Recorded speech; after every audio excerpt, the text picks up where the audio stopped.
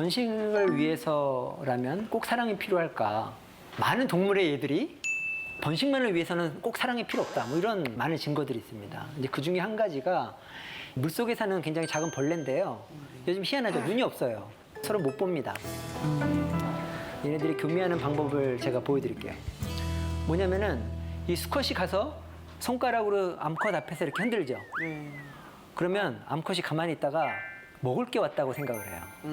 그래서 그걸 잡아먹으려고 벌떡 일어납니다. 일어나는 순간에 그 밑에다가 이렇게 정자를 밀어넣는 거예요. 그러면 먹을 거 잡으려고 일어났는데 아무 일도 없네. 그리고 다시 앉으면은 그럼 이제 교미가 이루어져가지고 수정이 되는 거죠. 정말 낭만이라고는 전혀 없는. 여기에 무슨 사랑이 있고 무슨 감정이 있습니까? 그렇지만 번식은 잘 하거든요. 지금까지도 살아나고 있는 거죠. 이거는 좀 더 결정적인 증거인데요. 사마귀의 교미 장면인데요. 네. 뭔가 이상하죠? 머리가 역시 대단하십니다. 네. 지금 수컷의 머리가 없죠? 네. 이 머리가 어디 갔냐면 거꾸로 돼 있나? 지금 암컷이 드셨어요. 지금 암컷이 드셨어요. 머리. 그 왜 그러겠어요? 사실은 보면 수컷은 되게 작잖아요. 암컷은 되게 크고 수컷도 아마도 내가 잡아먹힐 걸 아나 봐요. 그래서 이 수컷이 암컷한테 접근할 때 바로 가지 않고 이리 갔다가 저리 갔다가 막 굉장히 조심스럽게 이렇게 움직입니다. 조심성을 만들어내는 게 바로 머릿속에 있는 뇌죠. 그래서 이 수컷 사마귀의 뇌가 조심스럽게 이렇게 계속 이렇게 피하게 하는 거야. 그래서 기회가 됐을 때 얼른 이제 올라갔는데 그 순간에 이 암컷이 그 걱정 근심 가득한 뇌를 먹어버리는 거죠. 그렇게 되면 이제 교미가 잘 됩니다. 머리가 없는데 없는데도 예, 사마귀는 머리가 없어도 한두 시간 정도는 살아서 이렇게 걸어다닙니다. 그거는 이제 혈관 구조가 곤충과 다른 포유류랑 다르기 때문에 그런 건데요. 여기 남성분들 솔직히 자기가 좋아하는 여성에게 쉽게 접근할 수 있습니까? 첫사랑의 경험을 돌이켜보세요. 주저주저 해요. 주저주저 하죠. 그래서 맨날 하는 게 뭐예요? 그걸 술을 먹거나 이제 그런 상태에서 취중 진담을 하는 거죠.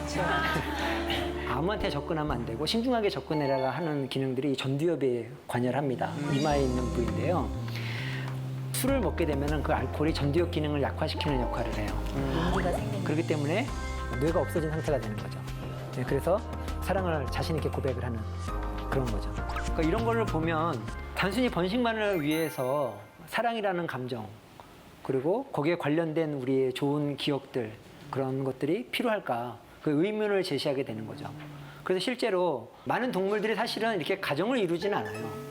대부분 그냥 교미를 하고 이렇게 헤어지고 결혼 제도와 비슷한 게 없는데 어떤 동물들은 이제 가정을 형성하는 동물들이 있어요. 그래서 보시면 백조 같은 경우에 이런 계통들을 보면은 부부가 한번 연을 맺으면 이제 평생 같이 가는 두루미 같은 경우도 마찬가지고요. 신기한 건 한 가지는 오래 가는 부부 동물들을 보면은 생긴 게 비슷하게 생겼어요. 서로. 네, 서로. 잘 사는 부부들 보면 얼굴이 굉장히 닮는다고 그러잖아요. 네. 마찬가지로 동물들이 어떤 게 암컷인지 구별이 안 돼요. 저도 모르겠어요. 어떤 게 암컷인지 수컷인지. 네, 이런 경우에 보통 이제 일부 일처제인 경우가 많고요. 이거는 알겠죠? 뭐가 수컷인지. 화려한 것들이 보면 일부 다처제. 암컷이 되게 많아요. 주변에. 그래서 보시면 오리 종류인데요. 이게 암컷입니다. 암컷이 화려하죠. 그렇죠?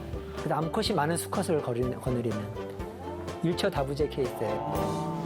이 대목에서 좀 응용을 해보시면 지금 미혼인 분들이 너무 이렇게 화려한 남성을 선호하시는 거는 안 좋은 것 같아요. 비록 복근이 없더라도 다양한 것을 고려해가지고 배우자를 결정하시면 굉장히 좋을 것 같습니다.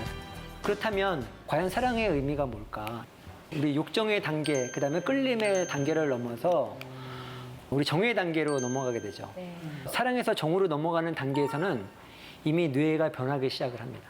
그리고 신혼 초에 이제 뜨거운 감정을 싫어서 뭐 싸우기도 하고 하면서 옥시토신이라는 호르몬 또한 바소프레신이라는 호르몬 얘네들이 원래는 자궁수축 호르몬이고 우리 이뇨를 배뇨를 조절하는 호르몬인데 사람들이 연구를 해보니까 이 호르몬들이 이 정을 만들어내는데 되게 중요하다 이렇게 된 거죠. 그래서 저도 사실은 처음에 연애할 때 굉장히 같이 있고 싶잖아요. 같이 있고 싶고 떨어져 있으면 전화하고 싶고 이렇게 했는데 이제 결혼을 하고 나니까 무슨 생각이 들기 시작하냐면 한 번쯤은 좀 혼자 있고 싶다. 떨어져 있고. 예, 혼자서 좀 영화도 보고 책도 좀 읽고 제가 뭘 하고 싶다. 그런데 매번 가서 이제 애도 봐야 되고 내 집안에서 일을 해야 되니까. 근데 어느 순간 기회가 온 거예요. 아내가 애를 데리고 친정에 간다는 거예요. 네, 그 날짜가 3박 4일로 결정이 됐어요. 그래서 그 날짜를 이제 디데이로 해서 손꼽아 기다린 거죠. 19, 87 해갖고 그날이 딱 오고 이제 버스 태워 보내고 드디어 이제 자유로운 그걸 느끼기 시작을 했어요. 그래서 집에 들어가서 이제 그동안 계획했던 걸 하려고 하는데 몸이 말을 안 듣는 거죠. 계속 생각이 나는 거야.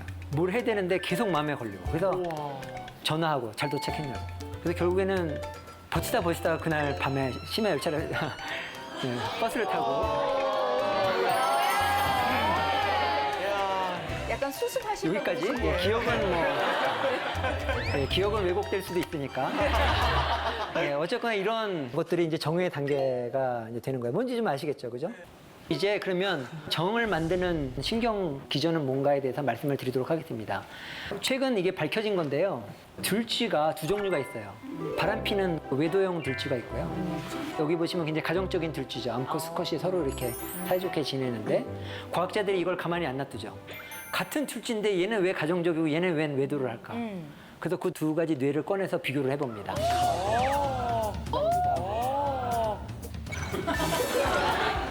어떻게 얘기할까요? 꺼낸 게 좀 자극적인가요? 제 직업이기 때문에 어떻게 해서 과학자들은 뭔가를 이제 꺼내서 이렇게 봐야 되니까.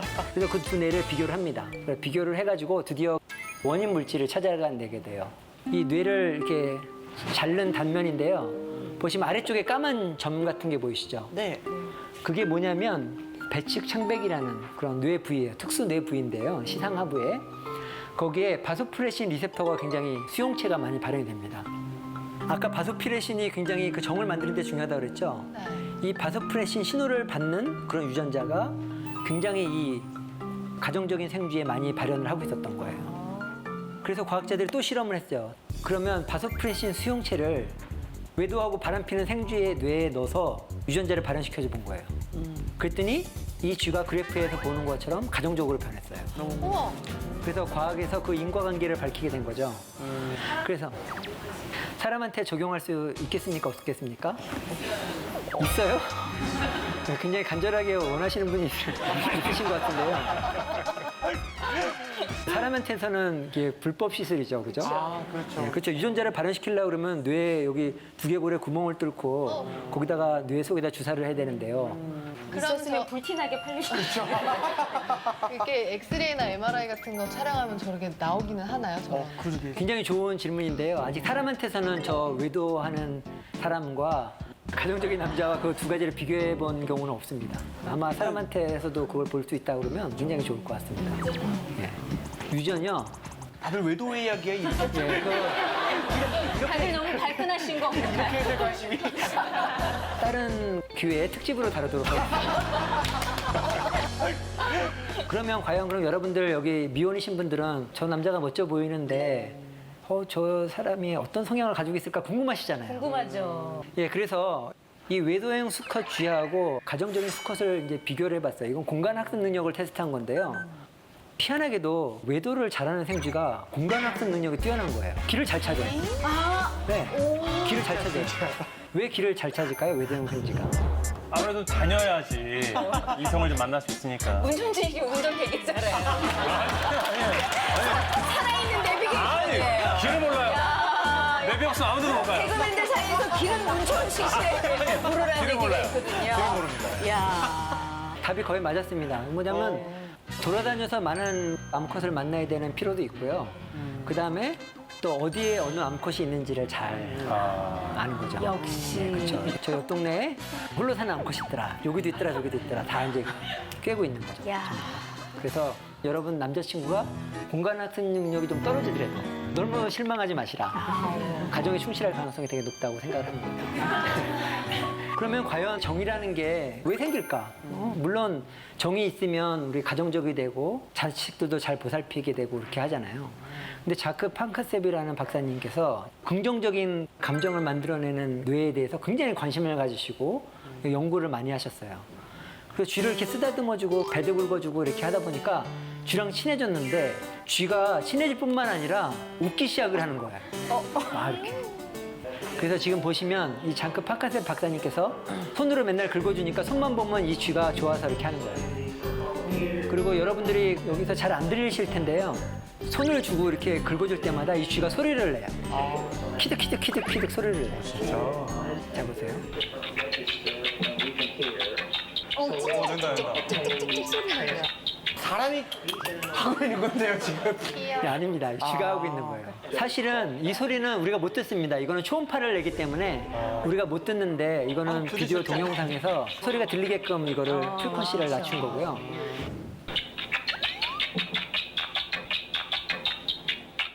사실은 이게 사이언스에 나온 결과예요. 근데 좀 아까운 것 중에 하나는 뭐냐면 제가 이걸 알고 있었어요.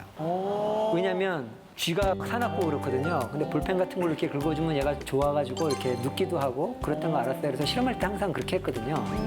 쥐를 다루는 방법을 알고 있었는데 웃을 줄은 몰랐던 거예요. 그리고 어느 대학에서 또 제가 쥐를 잘 만진다고 하니까 뭔가 좀 도와달라고 연락이 왔어요. 그래서 제가 그 대학을 갔어요.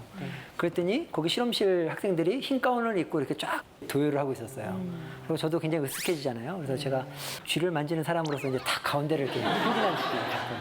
그리고 뭘 도와드릴까요? 물어보니까 학생들이 쥐를 못 만지겠다는 거예요. 뭐 그 정도야 제가 간단하게 도와드릴 수 있습니다. 갔어요.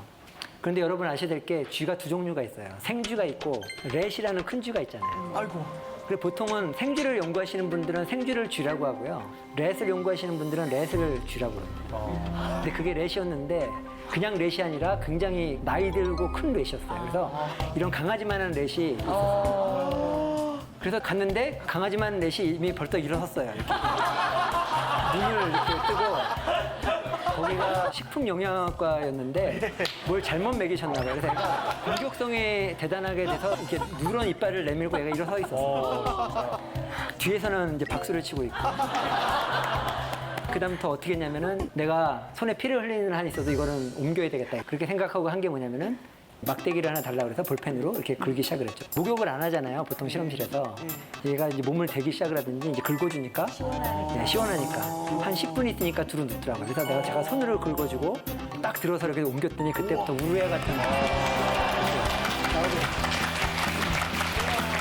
이렇게 동물도 뇌에 좋은 감정을 만들어내는 관계가 있고 저와 관계가 형성이 된 거죠. 긁어주는 거라서. 제가 떠나는데 되게 슬퍼하는 거 같아요.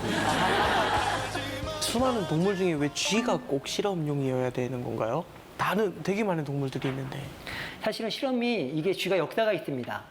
특히 중국이나 일본이나 사람들이 쥐를 애완용으로 키웠던 것 같아요. 그래서 좀 알록달록하고 이쁜 쥐가 있으면 그거를 아이템으로 바라봤나 보죠. 그래서 집에 데려가서 교배를 하고 또 교배를 하고 근친 교배를 하다 보니까 이제 거의 뭐 쌍둥이 같은 쥐들이 태어나기 시작한 거죠. 그래서 쥐가 실험동물로 되게 좋은 점 중에 하나는 만약에 김상중 씨하고 저하고 쥐라고 하면은 유전자가 똑같아요. 그렇기 때문에 여기는 약물을 주고 여기는 약물을 안 주고 비교를 해보면 찾을 수가 있어요. 근데 만약 유전자가 많이 다르면 뭐 체질이 다를 수도 있고 그렇죠. 많은 변수가 있잖아요. 그래서 쥐가 굉장히 수백 년 동안 우리 선배 과학자들이 혹은 선배 브리더들이 열심히 그런 거를 이렇게 종을 만들어 놨기 때문에 실험을 하는 거고요. 그 또 한 가지는 3주만 지나면 벌써 어른이 되기 시작을 해서 7주나 8주가 되면은 새끼를 낳기 시작을 합니다. 그래서 실험용 생쥐는 8마리에서 10마리를 낳고요. 한 배에서 많은 개체를 얻을 수 있는 그런 장점도 있어요. 그리고 가장 중요한 장점은 포유류고요. 그리고 사람과 상당히 유사한 생리적인 기전을 갖고 있다는 거죠. 사람이 갖고 있는 뇌부위가 또 쥐에도 있고 그래서 사람과 가깝다는 그런 또 장점도 있습니다. 그러면 과연 사람에 대한 좋은 감정이 무슨 기능을 하느냐. 과학자들이 연구해 보니까 그중에 중요한 기능 중에 하나가 분노를 억제하는 기능이 있습니다. 사랑과 분노는 동전의 양면과 같아서요. 사실은 사람들이 정말 분노하지 않고 다들 천사 같다면 어떻게 보면 사랑이 필요하지 않을 수도 있어요. 근데 정말 사회가 각박하고 경쟁하고 저 사람이 나를 방해해도 화가 나고 방해 안 하고 너무 잘 나가도 화가 나고 뭐 이런 정말 분노의 사회잖아요. 분노가 있다는 것 자체가 사랑의 중요성을 이제 얘기를 하는 거죠. 이건 분노와 사랑을 극단적으로 보여주는 그 향수라는 영화죠. 그래서 이 사람이 재판대에 섰잖아요. 그래서 온 관중들이 청중들이 이 사람을 죽여라 막 항의를 하고 막 분노를 하는데 이 사람이 향수를 뿌리죠. 그 순간에 뇌에서 그 사람을 좋아하게 되는 회로가 활성화되면서 분노가 잦아드는 이제 그런 영화가 되는데요. 이게 신경과학적으로 사실은 의미가 있습니다. 그래서 신경과학자들이 연구를 해봤어요. 이 분노 회로와 사랑 회로가 무슨 관계가 있는지를 연구를 해봤습니다. 이게 네이처에 나온 논문인데요. 사랑과 분노의 회로가 굉장히 가까이 있어서 서로 억제하는 기능을 한다는 거죠. 그래서 사랑은 분노를 억제하고 분노는 또 사랑을 억제할 수 있고 이런 관계가 있다는 신경 뇌지도에 관한 논문이 되겠습니다. 그래서 제가 한번 보여드릴게요. 이 쥐들은 소리가 나는 게 뭐냐면 신경의 활성이에요. 예. 이게 신경이 한번 흥분할 때마다 나오는 소리예요. 이게 기본이고요. 근데 여기 수컷을 넣어주면 그죠? 이 공격성과 분노가 나올 때 이 신경이 마구마구 활성화가 더 되는 거죠. 그러면 이 신경이 분노를 만들어내는 신경세포인 거를 알 수가 있는 거죠. 이 수컷 생쥐가 들어오기 전까지는 굉장히 조용한 소리가 나다가 들어오니까 굉장히 소리가 커지는 거죠. 그죠? 다음에는 뭐냐면, 자, 이게 아까 그 똑같은 분노 신경세포예요. 신경세포가 화를 내고 있죠. 따딱따딱. 여기다가 암컷을 넣어줍니다. 그럼 한번 보세요. 어떤 일이 일어나는지. 조용하죠. 와, 신기하다. 그러니까 이게 신경회로의 원리입니다. 굉장히 순식간에 일어나잖아요. 네. 이게 바로 이 두 가지 종류의 신경세포가 아주 가까이 등을 맞대고 있다는 거예요. 그래서 이번에는 사실은 암컷이에요. 그래서 얘가 구행동을 하고 교미행동을 하려고 하는데 이 순간에 빛으로 분노 신경을 자극해 준 거예요. 억지로 과학자들이. 그랬더니 가정폭력이 일어나기 시작을 하고 그래서 이 분노신경의 기능은 어떤 그런 좋은 감정들을 억제하고 분노 행동을 나타나게 되는 거죠. 그리고 또 다른 비디오인데요. 이거는 화를 낼 필요가 없는 전혀 상관이 없는 고무장갑이에요. 거기다 빛을 주게 되면은 얘가 이제 여러분 화났을 때 막 벽을 친다거나 엉뚱한 병을 깬다거나 그런 이제 행동이 빛을 자극할 때만 나타나게 되고 이제 빛을 끄게 되면 그런 행동이 이제 사라지게 되는 거죠. 그래서 결국에 그 신경과학자들이 아는 거는 뭐냐면 사랑과 공격 신경세포가 서로 억제하는 관계다. 이런 것들을 알 수가 있었고요. 그래서 우리가 여기서 한해 아이디어를 얻을 수 있는 거는 굉장히 지금 사회가 각박하고 학교 폭력도 심각하고 그렇죠. 그래서 여기서 우리가 폭력을 없애려고만 노력할 게 아니라 학생들에게 정말 우정을 쌓고 서로 좋은 감정을 가질 수 있는 기회를 만들어 준다고 하면 이런 폭력적인 것들이 저절로 억제가 되지 않을까. 이게 이제 신경과학적인 조언이 되겠습니다. 또 다른 그런 좋은 감정의 기능이 뭔가. 사실은 우리가 사람과 사람이 서로 이렇게 정을 쌓을 수가 있고 서로 연결될 수 있다는 거는 교감할 수 있다는 걸 말합니다. 그러니까 내가 어떤 사람하고 교감이 되면은 내가 경험하지 못한 그런 경험을 간접 경험을 할 수가 있어요. 예를 들면 드라마의 한 장면인데요. 너는 이렇게 남아서 여전히 머물고 있는데 닿을 수가 없는 효진 씨는 이런 장면을 보면 어떤 생각이 드시나요? 너무 좋죠. 설레이고 제가 오해영이 된 것 같은 그런 착각을 하죠. 네. 예, 그렇죠. 그런 느낌을 만들어내는 신경세포가 발견이 됐는데요. 그거를 우리가 거울신경이라고 이름을 붙입니다. 그래서 마치 거울을 보는 것 같이 상대방이 느낀 감정을 내가 느낄 수가 있어요.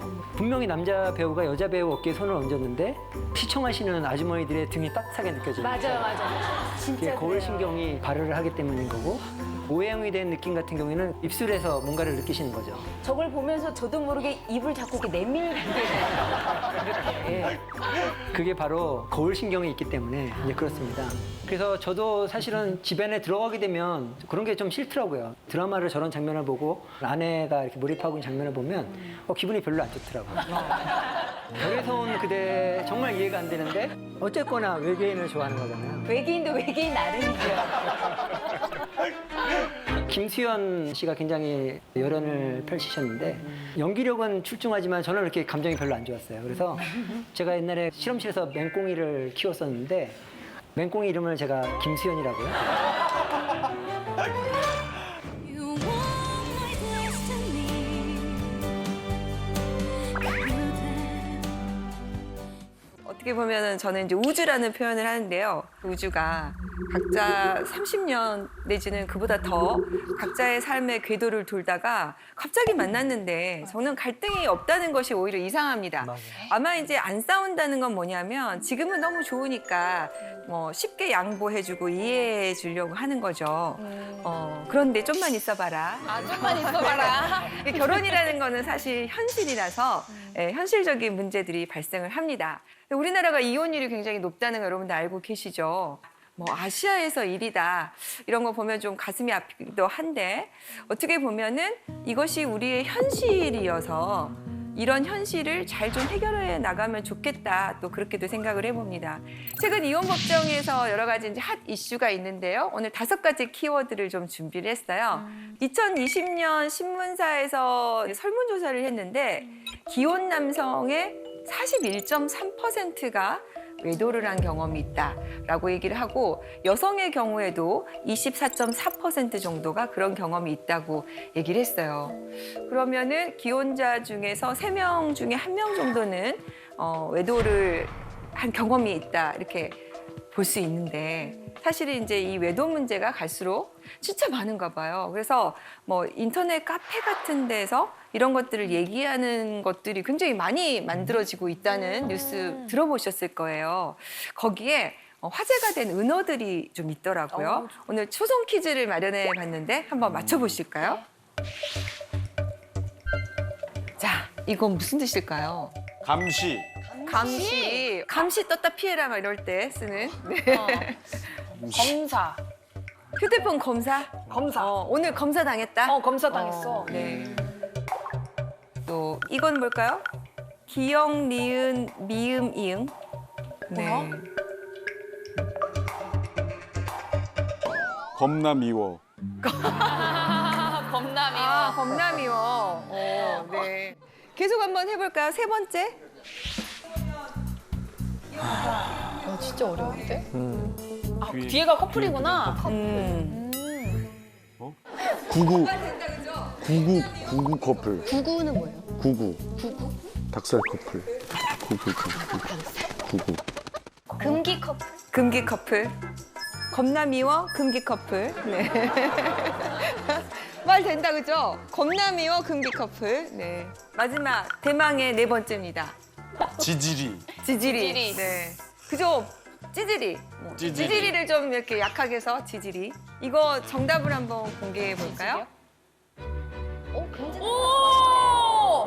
이게 줄임말이구나. 이혼 여성. 금지된 사람, 기혼 남성, 기남미요. 기혼 남성, 기혼 네. 이런 것들을 사용하면서 그 안에서 자기들끼리 서로 이렇게 정보를 공유를 한대요. 거기가 카페가 5만 명이 이상의 카페도 있다고요. 근데 그게 뭐 카페가 하나가 아니라 여러 가지가 되고 있다고 하니까요. 그런데 이 카페에 가입을 하려면 내가 불륜을 하고 있다는 것을 인증을 해야 돼. 정회원이 돼서 거기 들어가서 이렇게 은어를 가지고 대화를 나눌 수가 있는 거죠. 그만큼 교묘하게 어디 가면은 들키지 않고 만날 수 있느냐. 그다음에 내가 들킬 뻔했을 때 배우자에게 어떤 핑계를 대면 것이냐 이렇게 서로 이렇게 정보를 공유하고 있다고 합니다. 네. 치밀하다. 어떨 경우에 정말 중요한 키워드가 나온 것 같아요. 비밀. 배우자에게 말할 수 없는 게 생기는 것부터가 문제다. 네. 그래서 화제가 된 키워드를 좀 준비를 했어요. 바로 정서적 외도. 좀 들어보셨나요? 정서적인 외도? 정서적 외도? 최근에 이제 오피스 와이프, 오피스 허즈번드 때문에 이혼이 더 늘어났다고 하고 비슷한 상담들이 좀 많이 있어요. 뭐 남사친, 여사친 이 경계를 이제 넘나드는 관계가 참 문제인데 실제로 제가 이제 상담을 한 케이스 중에 하나였는데요. 남편이 들어오질 않아서 음식물 쓰레기를 들고 나갔어요. 그런데 남편이 바로 밑에서 전화를 받고 있는 거예요. 뭐 걱정하지 말아라. 내가 내일 도와줄게. 괜찮아. 잘 자. 나한테는 한 번도 그런 말 해준 적이 없는 남편인데. 그래서 이제 누구냐? 그랬더니 당신이 아는 그 사람. 직장 동료 누군데? 에이?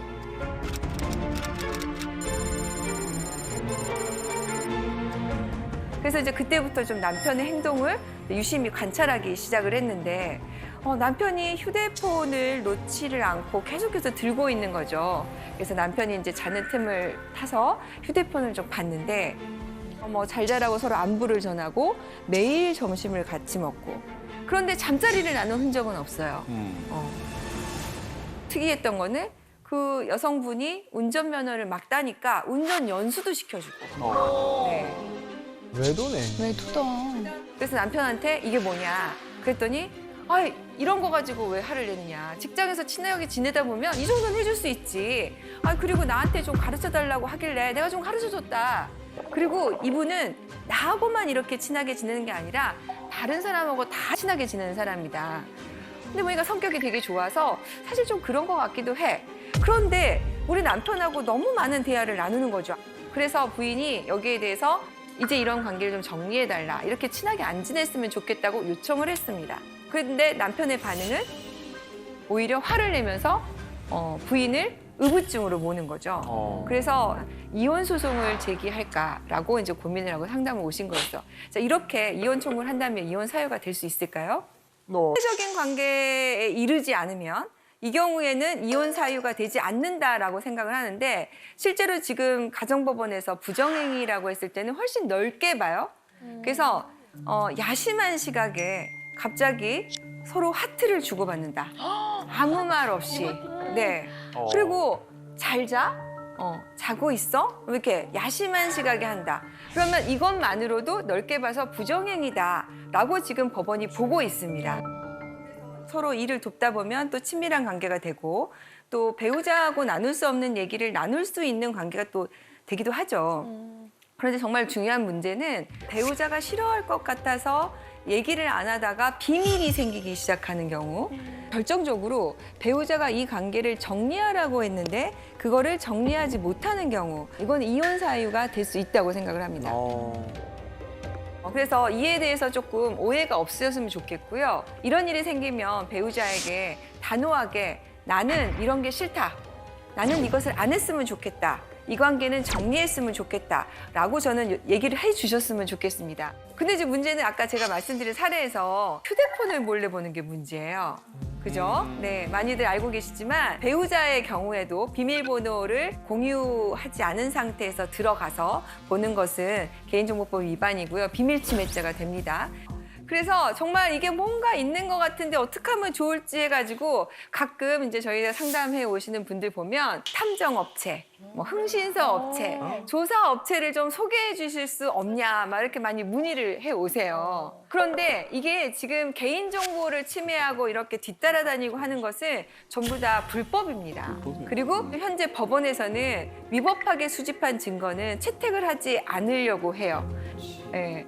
그리고 또 비용도 굉장히 비싸요. 하루에 30만 원에서 많게는 80만 원까지 가고요. 또 이런 게 이제 하루 이틀에 밝혀지는 게 아니니까 자꾸 정보를 못 구한다고 해서 기간을 연장시키는 거죠. 그래서 실제로 한 달에 한 3천만 원 정도 쓰신 분을 봤어요. 그리고 또 내가 지금 의뢰를 받았는데 당신이 돈을 2배로 주면 내가 이거를 안 하겠다. 라고 하는 거를 제가 실제로 상담 중에 그런 문자 받는 걸 봤거든요. 그래서 이쪽으로 괜히 좀 힘을 안 쓰셨으면 좋겠고요. 그러면은 어떻게 알게 되냐 이런 것들 고민하시거든요. 그렇죠. 그 배우자의 외도 징후를 찾아낼 수 있는 방법 네. 없을까요? 그러게요. 네. 그런데 제가 이제 보니까 아무래도 이제 일상을 같이 하다 보니까 평소와 다른 행태는 눈에 보입니다. 제일 첫 번째가 뭘까요? 우리 사례에서 남편이 핸드폰을 놓지 않는 거예요. 화장실 갈 때도 가져가고 베개 밑에 두고 자고. 그리고 패턴을 자꾸 바꾸고. 그게 뭐예요? 그 핸드폰이 바로 판도라의 상자. 그래서 이거를 펀도라의 상자라고 하더라고요. 또 두 번째도 뭐가 있을까요? 특이점이?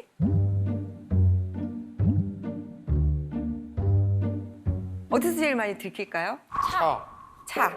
딩동댕. 네. 내비게이션 목적지 검색 이런 거. 네. 그래서 쭉 보면 어디를 다녀왔는지 알게 되죠. 차 얘기하니까요. 네. 블루투스로 통화를 하잖아요. 네네. 웬만한 제조사의 차들이 외부로 다 소리가 들립니다.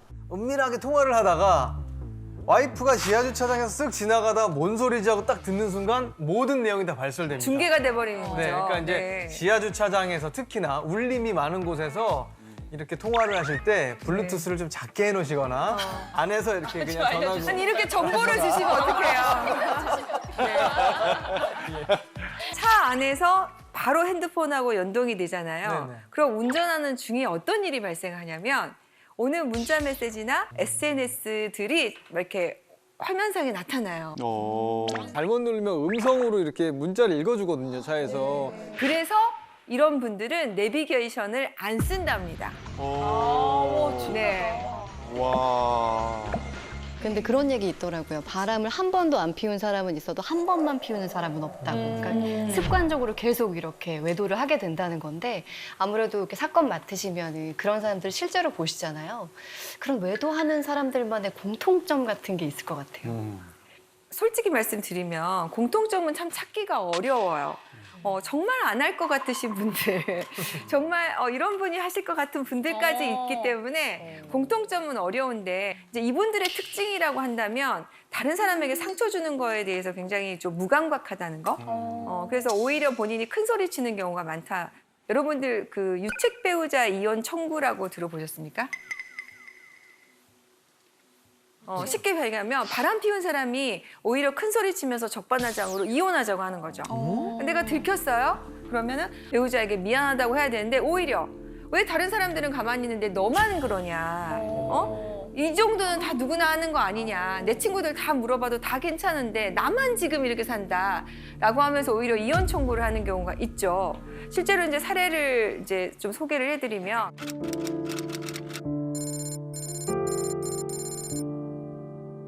가난했을 시절에 힘들었을 때 만났어요. 그래서 부인이 남편 뒷바라지를 정말 열심히 했습니다. 그래서 정말 성공을 했어요. 이렇게 성공하면 이제 우리는 행복 시작 이럴 줄 알았는데 남편이 바람을 피우고 여자를 만나고 기가 막힌 상황이 이제 발생을 하는 거죠. 그래서 이제 부인이 아니 그동안 우리가 너무 고생해서 여기까지 왔는데 당신 한 번 실수는 내가 봐주겠다. 당신 빨리 정신 차리고 돌아와라. 그랬더니 오히려 이걸 문제 삼는다고 부인을 폭행을 하는 거죠. 그러면 지금 뭐 바람도 피워요. 폭행도 해요. 그러면 말 그대로 정말 유책 배우자인 거죠. 근데 배우자 입장에서는 아니 내가 뒷바라지에서 고생해서 여기까지 왔는데 이거 하나만 가지고 이혼한다는 게 너무 또 억울하잖아요. 그리고 또 아이들이 있으면 가정도 지키고 싶으니까 이혼을 하지 않기를 원하는 경우가 많이 있거든요. 근데 이런 남편들이 또 이혼을 요구할 때 제일 첫 번째 하는 게 뭐냐면 생활비부터 끊습니다. 나쁘다. 자, 여기서 손을 한번 들어볼까요? 자, 이 이혼 청구는 받아들여야 된다라고 생각하시는 분 손. 청구 자체는 받아들여야 되지 않을까요? 네. 청구 자체는 안 되든. 안 되든 안 되든. 자, 그래도 이건 아닌 것 같아. 이혼하면 안 될 것 같아라고 생각하시는 분. 네, 약간 많네요. 이게 카필라노라는 그 캐나다에 있는 계곡입니다.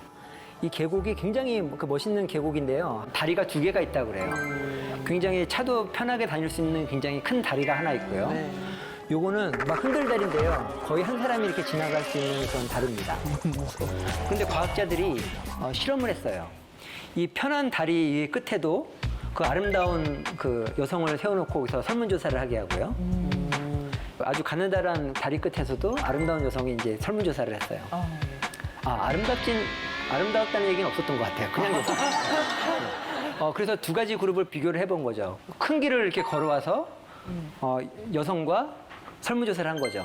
그리고 그 여성이 뭐 그냥 물어봤어요. 오늘 기분 어땠어요? 뭐 좋았어요? 간단한 설문조사를 한 다음에 혹시 더 생각나는 거 있으시면 연락 주세요 하고 그 전화번호를 준 거죠. 그리고 좁은 길에서도 이렇게 전화번호를 이렇게 준 거예요. 그래서 과학자들이 본 건 뭐냐면 나중에 실제로 전화가 온 거는 어느 쪽에서 많이 왔나 하는 걸 본 겁니다. 그래서 봤더니 신기하게도 이 그 큰 길에서 온 사람들은 별로 전화를 안 했어요. 근데 이런 좁은 길을 통해서 아슬아슬하게 온 사람들은 마구마구 전화가 이렇게 쇄도를 한 거죠. 사랑의 감정을 느끼게 된 거죠. 사실은 사랑이 뭘까?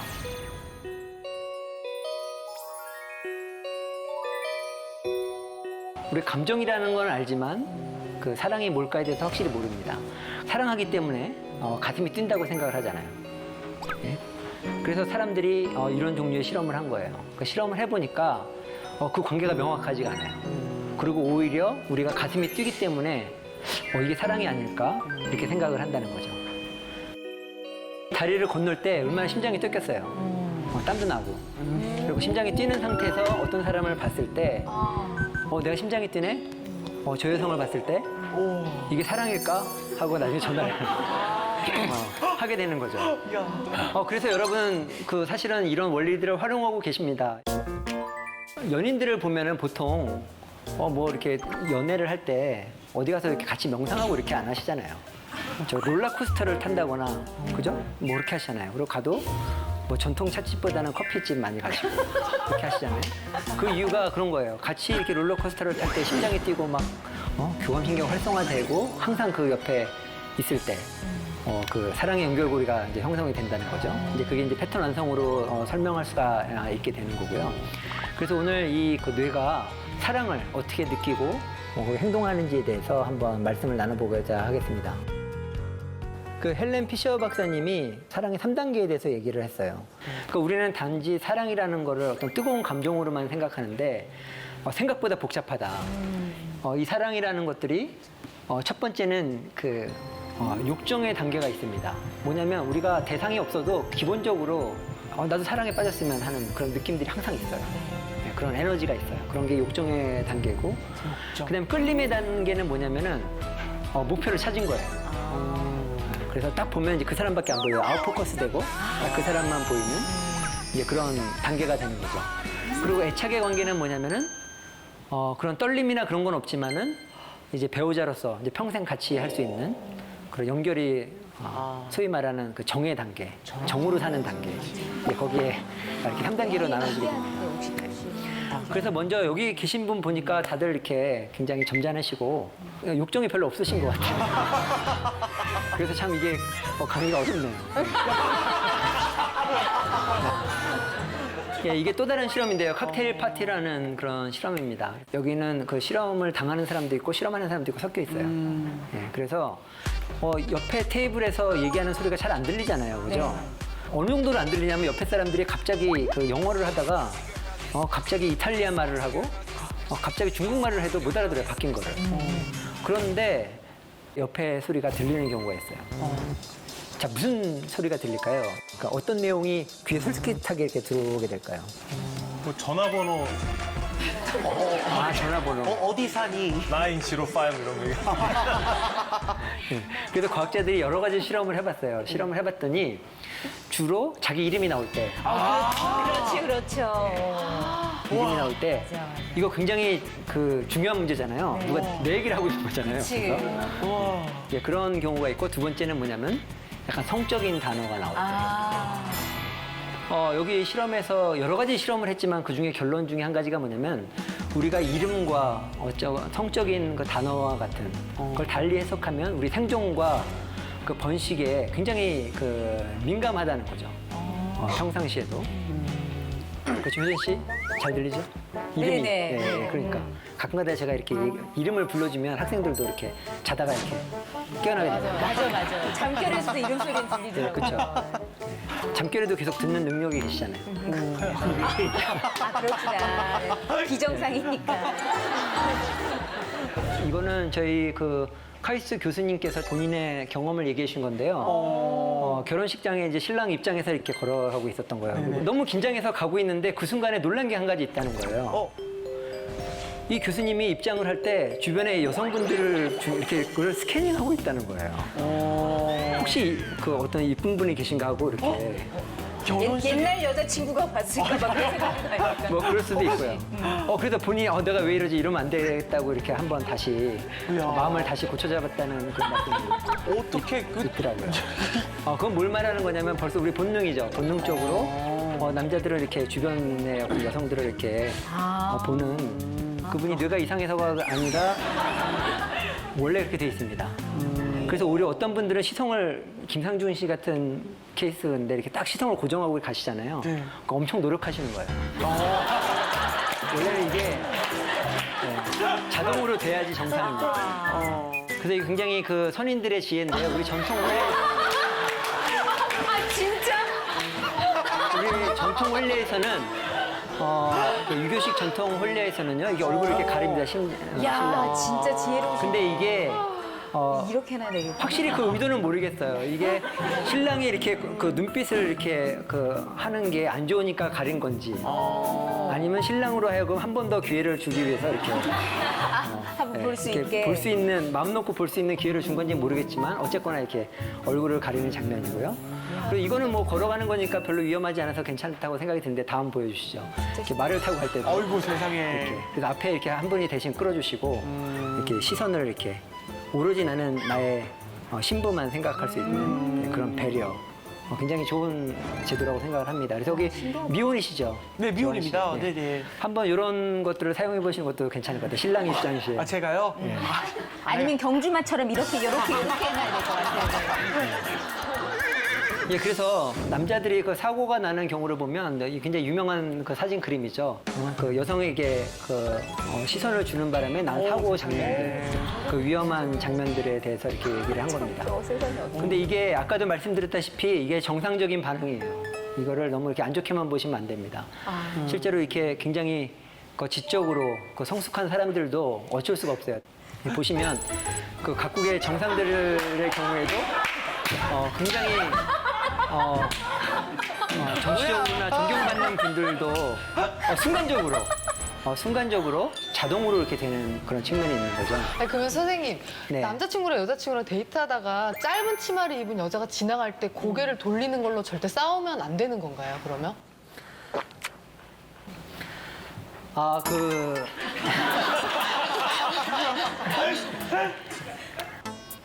굉장히 건강한 뇌를 가졌구나. 이렇게 생각을 해주시면 되겠습니다. 교수님 말씀하시니까 다들 하는군요. 제가 와이프한테 얘기했다 진짜 맞을 뻔했거든요. 그래서 남성분들은 또 이 시선을 잘 이렇게 조정을 하셔야 되겠죠, 그죠? 그래서 이 어떻게 하면 우리가 시선을 이렇게 잘 고정시킬 수 있을까? 그래서 그게 아이디어 상품이 하나 나왔어요. 그래서 그거에 대한 그 홍보 동영상을 제가 잠깐 보여드리도록 하겠습니다. 굉장히 유명한 여배우인데요. 네. 이 여성들이 불만인 거죠. 그 남성들의 시선이 얘기할 때 눈을 봐야 되는데 왜 이 시선이 이렇게 되느냐. 눈을 봤으면 좋겠다.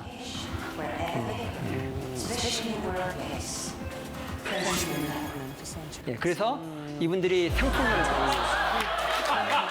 눈을 보게 되는 그런 아이디어 상품을 만들어내야 돼요.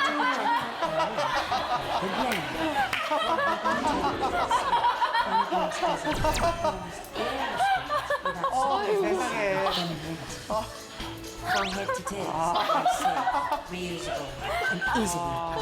There's a forehead to tail for everyone, because respect never goes out of style. 네, 여기까지. 그래서 어느 정도는 이해를 해주셔야 되고요. 그렇지만 그 뇌도 이게 조절할 수 있는 기능이 있기 때문에 여러분 시선들을 항상 얘기할 때는 그 눈을 마주치고 이렇게 얘기하는 습관을 들이는 게 중요하겠죠. 그래서 이게 왜 그런가? 그 뇌 신경회로가 아예 그렇게 되어 있습니다. 그거를 고정행동 패턴이라고 그러는데요. 우리에게는 어떤 자극이 들어오면 무조건 그 행동을 하게 되는 경우가 있어요. 그러니까 예를 들면 아까 그 짧은 치마 입은 여성이 이렇게 아름다운 여성이 지나가면 이제 고개가 돌아가는 고정행동 패턴이라든지. 그리고 여러분 또 어떤 고정행동 패턴이 있나요? 수업 시간에 저 그런 거 잘하는데 옆에 분들하고 한번 얘기해 보세요. 나는 이런 자극이 들어오면 나는 행동이 나온다. 예, 한번 말씀해 보시죠. 몸매 좋은 남자를 보면 네. 그래요. 아까 벌써 떨고 계시는데요. 어쨌거나 특정한 자극을 받게 되면은 저절로 그죠? 생각나게 하는 그런 것들이 고정행동 패턴입니다. 그래서 이 니코 팀버젠, 그다음에 이 로렌츠 콘라드, 그다음에 칼 펌프리시 박사님들이 동물에서 이런 고정행동 패턴을 이렇게 찾아내셨어요. 이제 그 중에 하나가 뭐죠? 왜 여러분 다 알죠? 오리가 태어나자마자 그 엄마를 보고 그죠? 마치 진짜 엄마가 아닌데도 불구하고 사람을 따라가는 그런 것들 있죠. 그래서 사람도 마찬가지로 이런 고정 행동 패턴들이 많이 있죠. 다음 슬라이드 보여주십시오. 구지성 씨한테 제가 질문 드릴게요. 이 두 사진 중에 어떤 게 더 매력적인가요? 똑같은 분 아닌가요? 근데 다 좀. 김효진 씨는 어떤가요? 저는 왼쪽 사진이 좀 더 매력적으로 보이는. 난 비슷한데. 그렇죠. 그러면 문천식 씨, 왼쪽 사진이 더 좋아 보여요. 그다음에 재환 씨. 저도 왼쪽 사진이 좀 더 좋아.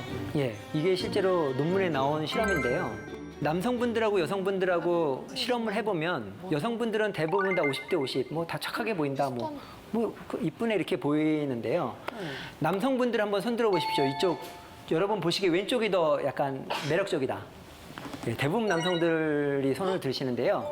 왼쪽 사진이 그 가임기 때 찍은 사진이에요. 예?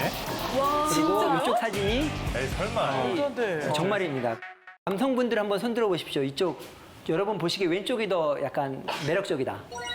예, 대부분 남성들이 손을 드시는데요. 왼쪽 사진이 그 가임기 때 찍은 사진입니다. 예? 그리고 이쪽 사진이 에이, 설마. 정말입니다. 그렇게 찍은 사진이에요. 남성들은 그거를 구별할 수 있는 능력이 있어요. 놀라운 능력이. 몰랐어요? 그 남성의 뇌가 그만큼 그런 문제에 굉장히 민감하다는 거죠. 걱정들이 난 남성적인가 봐요. 어머. 아까도 얘기했듯이 김현 씨는 패턴 분리가 되게 잘 되고요. 뭔가를 객관적으로 바라보는 분석 능력이 되게 탁월하십니다. 제가 과학을 하셨으면 제가 대학원생으로 받고 싶은 거예요. 지금도 괜찮나요? 예, 그런 것들이 굉장히 그 과학하는 데 중요한 능력입니다. 편견이 없어요. 그리고 이거 또 다른 건데요. 그 남성과 여성이 선호하는 연령대입니다. 그래서 이 보라색은 여성의 선호도, 이 오렌지색은 남성의 선호도인데요. 남성들은 주로 그 자기보다 나이 어린 여성들을 이렇게 선호를 하는 거고, 여성들은 자기보다 약간 나이가 많은 남성을 선호하게 되죠. 주로 그 20대 남성들은 그 20대 초반 여성을 좋아합니다. 그리고 30대 남성들도 20대 초반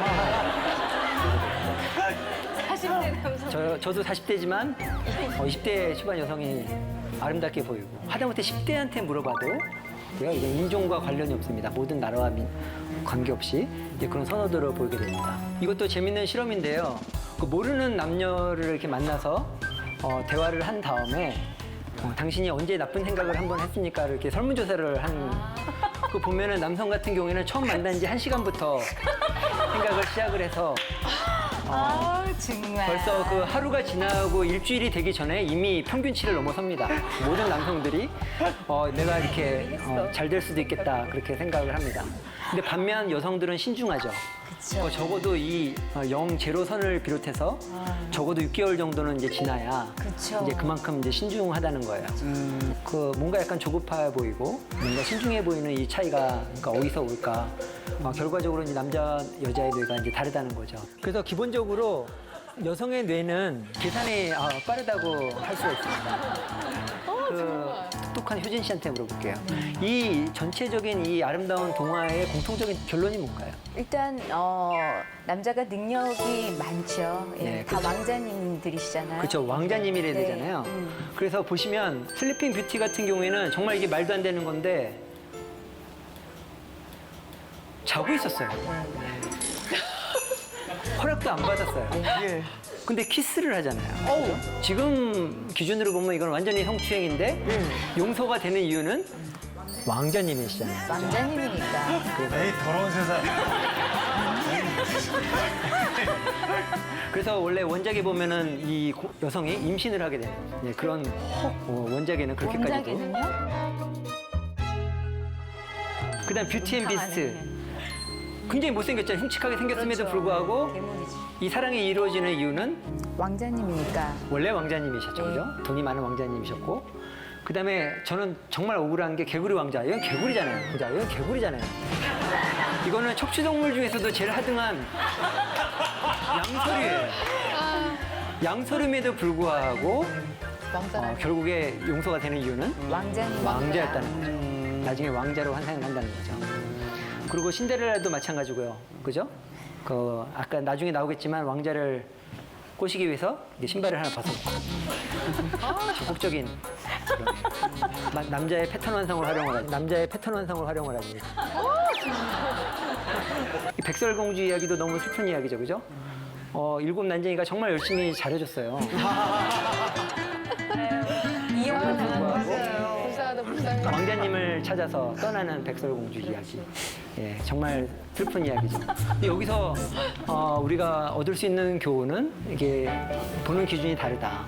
여성의 눈은 보다 신중하고 정말 그 어떤 능력, 남성의 그 외모도 중요하지만 능력도 중요하다는 거죠. 교수님 오늘 강의 괜찮으시겠어요? 네? 아니, 농담입니다. 제가 놀란 통계가 있었는데 요즘 결혼한 것 자체가 인구 1000명당 4.2명에 불과한대요. 저도 애가 셋인데요. 우리 셋 애 중에 결혼하겠다는 사람이 하나도 없어요.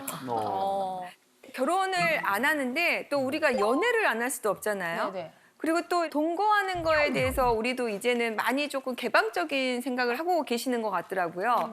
그래서 혼전 동거도 좀 많이 하고 있는 것 같은데 네네. 사실혼이라는 얘기 들어보셨어요? 네. 사실혼? 네. 그러니까 사실혼이라는 것은 쉽게 얘기하면 혼인 신고만 안 했지 결혼입니다. 그래서 사실혼의 경우에는 재산 분할도 해주고 위자료 청구도 해주고 여러 가지 것들을 다 똑같이 하는 의무를 부담을 해요. 사실 해외 입법례나 이런 걸 보면 동거에 대해서 굉장히 개방적이고 보호하는 추세로 가고 있습니다. 프랑스에서는 팍스라고 얘기를 하는데 이렇게 동거하는 커플을 사실혼의 배우자처럼 인정을 해서 여러 가지 것들을 법적인 보호를 받을 수 있는, 그러니까 사회보장제도까지 받을 수 있는 제도를 만들어 놓고 있거든요. 그래서 나랑 결혼할래가 아니라 나랑 팍스해줄래 이렇게 얘기를 한대요. 또 영국이든 독일이든 스웨덴이든 이런 제도를 많이 보호하고 있다는데 우리도 똑같습니다. 젊은 사람은 젊은 사람들대로 혼인신고를 안 하고 살려고 하고 좀 나이가 드신 분들은 노후를 보내기 위해서 누군가가 필요한데 자식들이 다 반대하잖아요. 그러니까 또 이런 분들도 사실혼이나 혼전동거나 이런 것도 하는데 사실혼과 혼전동거가 어떤 차이가 있을까요? 제가 얼마 전에 상담했던 사례 중에 이런 게 있었는데 2년 정도 넘게 살았어요. 그런데 헤어졌어요. 헤어지고 나서 보니까 한 사람한테 다른 이성 친구가 생긴 거죠. 그래서 나는 헤어졌으니까 이성 친구가 생겼다고 생각을 했는데 상대방은 그게 아니라 외도라고 보는 겁니다. 그래서 여기에 대해서 위자료 청구가 들어왔는데 이때 쟁점이 이거였습니다. 이게 혼전 동거였느냐 사실혼이었느냐. 헷갈린다. 사실혼의 판단의 중요한 요소 중에 하나는 같이 동거를 했느냐. 그리고 그렇게 부부 생활로 볼 수 있는 것들이 있느냐. 사실혼과 관련해서 이런 사례가 있었어요.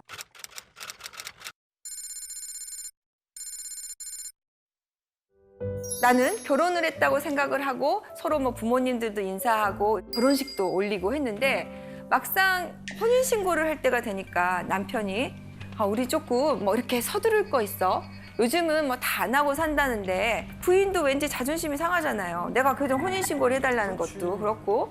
근데 또 남편이 잘하는 거예요. 그래서 둘이 이제 알콩달콩하게 살았습니다. 그래서 남편이 돼지 농장을 하니까 뭐 그것도 도와주고 그다음에 시부모님이 아프시면 돌보기도 하고 그렇게 해서 4년, 5년이 됐는데 이제 곧 아이도 좀 가져야 되는데 혼인신고가 해야 되지 않을까라고 했어요. 남편의 태도가 좀 이상해진 거죠.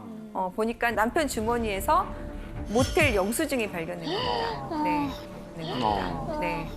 근데 보니까 자기만 몰랐어요. 주위에서는 다 알고 있는 거예요. 너무 충격을 먹은 거죠. 그래서 이제 소송에 들어가게 됐는데 이걸 사실혼으로 볼 것이냐의 문제인데 혼전 동거는 말하자면 친구 사이, 애인 사이 정도에 그치는 거죠.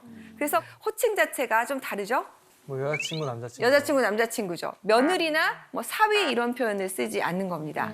제가 방금 말씀드린 것처럼 결혼식을 올리고 한 대에 살고 부부라는 호칭을 쓰고 이럴 경우에는 사실혼으로 인정을 해줍니다. 그렇죠. 그 뭐 빼박이죠. 쉽게 얘기하면 이렇게 표현할 수가 있을 것 같아요. 이 동거하는 기간을 결혼 생활이라 생각했느냐 아니면 이렇게 잘 맞으면 결혼할 수도 있지라고 생각하느냐에 따를 것 같아요. 좀 구별이 되세요? 네. 자, 아까 혼전 동거 같은 경우에는 2년을 살아도 그건 사실혼이 아니에요. 사실혼은 실제로 결혼 생활을 하는 겁니다. 그래서 나이 드신 분들 같은 경우에 요양원에 가셨던 분이 있었는데 이분들은 그 요양원 안에서 서로 요보당신한 거예요. 자, 이럴 경우에 사실혼으로 인정해 줍니다. 그래서 이런 관계를 유지하시는 분들에게 좀 말씀을 드리고 싶은 건 두 사람 사이에 분명히 해야 될 것 같아요. 요새 이제 젊은 분들 중에서 혼인 취소 소송에 대해서 좀 관심 있는 분들이 많아요. 혼인 취소가 되면 기존에 있던 게 없어져 버려요. 그래서 이게 무효가 돼요. 그러니까 이혼하고 비교를 해보면 이게 훨씬 낫죠. 그렇죠. 결혼한 게 없어져. 그리고 내가 속았다는 게 드러나기 때문에 이혼 취소를 하고 싶어하는 분들이 많습니다. 아니 결혼을 했는데 이거는 조금 내가 아니지 않느냐 막 이렇게 하는 경우 있을 수 있잖아요. 근데 우리가 사실 누군가를 만나면 그 사람한테 잘 보이려고 조금씩은 조금 숨기고 싶어지고 가리고 싶어지고 그러잖아요. 그런데 결혼이라는 걸 하고 보면 재력도 드러나게 되고 부채도 드러나게 되고 그런데 이런 경우는 어떨까요? 결혼할 때는 뭐 직업도 의사고 특별히 문제가 없어요. 그런데 결혼을 하고 보니까 남편이 성적인 취향이 좀 독특해요. 왠지 부부관계를 조금 꺼려하는 것 같고 충격적인 거는 여성의 의류나 구두를 몰래 수집을 하는 거예요. 그래서 뭔가 여자가 있는 줄 알았더니 그게 아니라 자기가 그걸 갖고 싶은 거죠.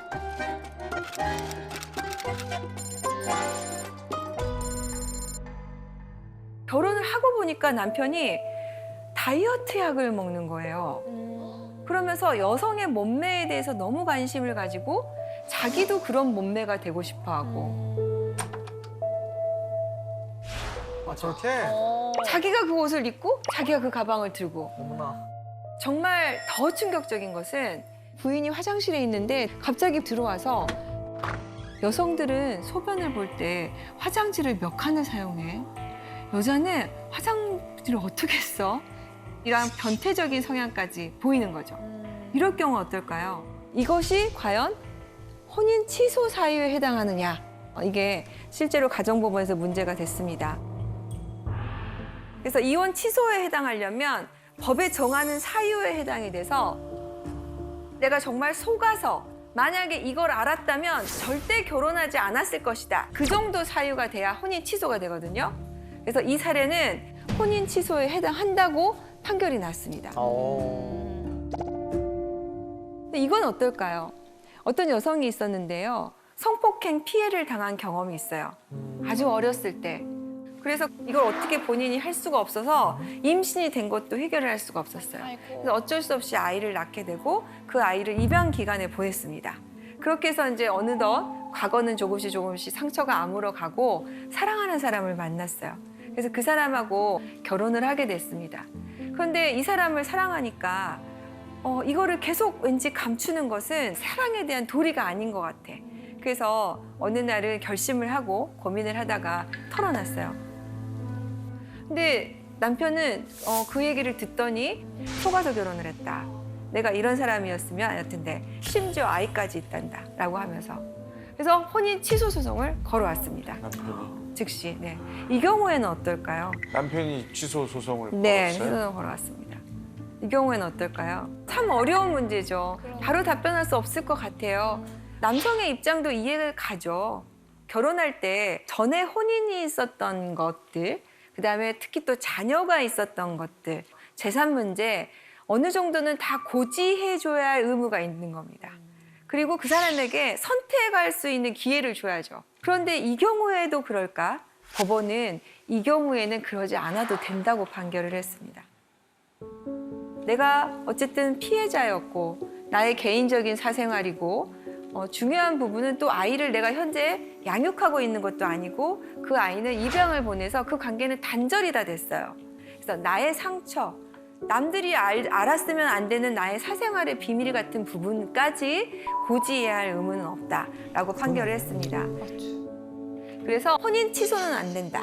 근데 이제 나중에 그 두 부부가 갈등을 계속 유지해야 되냐면 나중에는 이제 이혼 사유로는 인정이 될 수도 있겠죠. 이런 경우들이 있어서 자, 결혼을 생각하시는 분들, 특히 또 사실혼을 생각하시는 분들, 그다음에 결혼할 때 어디까지 배우자에게 알려야 되는지를 고민하는 분들 참고를 하셨으면 좋겠습니다. 네. 네, 세 번째 이슈. 이혼은 쩐의 전쟁이기도 합니다. 네, 재산 분할에 대해서 한번 알아보도록 하겠습니다. 제가 이제 경험적으로 보면 이 재산 분할이야말로 쉽게 합의가 잘 되지가 않습니다. 어디까지를 해야 될지, 얼마를 해줘야 되는지, 작게는 수백만 원부터 많게는 뭐 수억 원까지 되니까 네. 도대체 재산 분할을 얼마를 받을 수 있을까 하는 게 이제 재판에서 제일 중요한 쟁점입니다. 이렇게 이지혜 씨처럼 사시는 부부가 진짜 많으신 것 같아요. 특히 이제 맞벌이가 많이 되다 보니까 한 사람만 누군가 계속해서 부담을 하는 게 아니고 각자 조금 역할을 공평하게 나가고 있는 경우가 많은 것 같고요. 이제 월급에 얼마를 내서 생활비에 쓰자 이렇게 해서 하는 경우 같습니다. 재산 분할이라는 것은 부부가 결혼 생활 중에 모은 공동 재산에 대해서 누가 얼마나 기여했는지를 보고 나누자 하는 게 이제 재산 분할의 핵심입니다. 그러다 보니까 한 재산을 두고 이거를 특유 재산이라고 주장하는 쪽과 공동 재산이라고 주장하는 쪽과 여러 가지 문제가 많죠. 그래서 오늘 재산 분할에 대해서 한번 궁금증을 해결해 보도록 하겠습니다. 네. 결혼 전에 산 주식이 결혼 후에 올라서 차익이 많이 발생했다. 그거 분할해야 됩니까? 재산의 발생 시점, 재산의 형성 시점은 결혼 전이에요. 그런데 이 주식의 가치가 올라가는 것은 결혼 이후란 말이죠. 이런 경우에 정말 많이 싸웁니다. 왜냐하면 발생은 특유 재산인 것 같아요. 네. 그런데 지금 시간이 지나면서 공동재산으로 되어 가고 있는 중이란 말이죠. 자, 이럴 경우에요. 혼인 기간이 짧으면 특유 재산 쪽으로 결론이 많이 납니다. 그런데 혼인 기간이 어느 정도 지속이 되면은 부공동재산 쪽으로 결론이 많이 납니다. 그리고 최근에 이제 많이 있었던 사례가 뭐냐면 아파트 당첨이 됐어요. 분양 계약이 당첨이 됐는데 그 계약 시점과 중간에 중도금을 계속 넣은 시점이 결혼 전후가 달라질 경우에 이거를 부공동재산을 넣을 것이냐 아니냐. 그리고 또 작년, 재작년에 부동산 시세가 엄청 올랐잖아요. 그래서 이제 쉽게 말하면 프리미엄이 많이 붙었어요. 이게 재산 분할 대상이 된다. 이렇게 결론이 나오고 있어서 결혼 전에 산 주식도 재산 분할 대상에 들어갈 수 있습니다. 요즘 많이 하는 암호화폐도 가능한가요? 암호화폐 요새 핫합니다. 예. 네, 암호화폐의 경우에 재산 분할 대상이 될 수 있는 경우가 많은 게 그 암호화폐를 산 그 자금이 어디서 왔느냐. 생각을 해보면 공동생활 중에 마련이 된 거잖아요. 그리고 예를 들어서 뭐 부인이든 남편이든 그렇게 암호화폐를 살 수 있었던 것은 다른 배우자의 노력과 기여, 가사노동, 육아노동 뭐 이런 게 있었기 때문이잖아요. 그러다 보니까 이럴 경우에도 당연히 재산 분할에 들어갑니다. 그런데 문제는 뭐냐면 산 것까지는 내가 알고 있는데 얘가 지금 얼마인지를 알 수가 없는 거죠. 그래서 팔았으면 팔았다는 증거를 내놔라. 손해가 났으면 손해가 났다는 증거를 내놔라 라고 요청을 하지만 그게 실제로는 조회가 잘 되지 않습니다. 그리고 지금 최근에 이와 관련해서 재산분할 다툼이 늘어나고 있는 게 미국에서 통계를 보니까요. 이 암호화폐와 관련된 그 자산의 규모가 엄청나게 늘어나고 있어서 뭐 우리나라 돈으로 보니까 한 2,000조 정도 규모로 늘어나고 있다고 해요. 근데 우리나라도 요새는 젊은 친구들이 암호화폐 하나 정도는 뭐 투자를 하고 있는 경우가 상당히 많아서 화장실에 들어가면 화장실에서 안 나오신대요. 암호화폐 시세를 확인하느라고. 이렇게 이제 지하 경제로 들어가서 추적하기 어려운 재산들이 규모를 측정하기가 어려워서 그게 문제이지 분할 대상에는 다 들어가고 있습니다. 그러면 혹시 그 암보험 같은 것도 재산 분할이 가능한가요? 뭐 예를 들어서 유방암에 걸려가지고 내가 수천만 원의 돈을 받았어요. 근데 이거 지금 내가 남편 때문에 아파가지고 스트레스 받아서 나온 암보험인데 이걸 재산 분할해야 되느냐. 근데 원칙적으로는 이렇게 사고로 발생된 보험금 이거는 재산 분할 대상에 들어가지 않습니다. 근데 이제 이거는 안 들어가는데 그동안 부어온 적립식 보험금, 저축성 보험금 이런 것들은 재산 분할 대상에 들어가죠. 그래서 어떻게 기준을 하냐면 이 보험을 지금 해지했을 때 받을 수 있는 환급금이 얼마냐 이렇게 해서 그 금액을 재산 분할에 넣어서 판단을 하고 있는데요. 그런데 보험금 같은 경우에도 남편이 보험금을 다 불입해줬다. 그러면은 그게 재산분할 대상에 또 예외적으로 들어갈 수 있는 경우는 있습니다. 네. 그 중에서도 재산분할 대상에 들어가지 않는 게 있습니다. 최근에 좀 이슈가 됐는데요.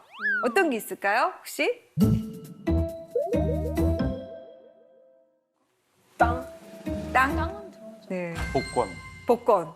딩동댕. 진짜? 네. 역시 로또 진행자시니까. 그러시구나. 네. 제가 이거는 방송 나갈 때 질문을 참 많이 받는 건데요. 이게 금액이 왜냐하면 우리 부부 재산은 예를 들어서 1억인데 로또 당첨금은 10몇 억이에요. 그러면 이게 재산분할 대상이 안 되면 사실 재산분할 할 게 없는 거죠. 그런데 로또 당첨금에 대해서 재산분할 대상이 되지 않는다는 판례가 나왔습니다. 10년 차 되는 부부였는데 남편이 전문직이었어요.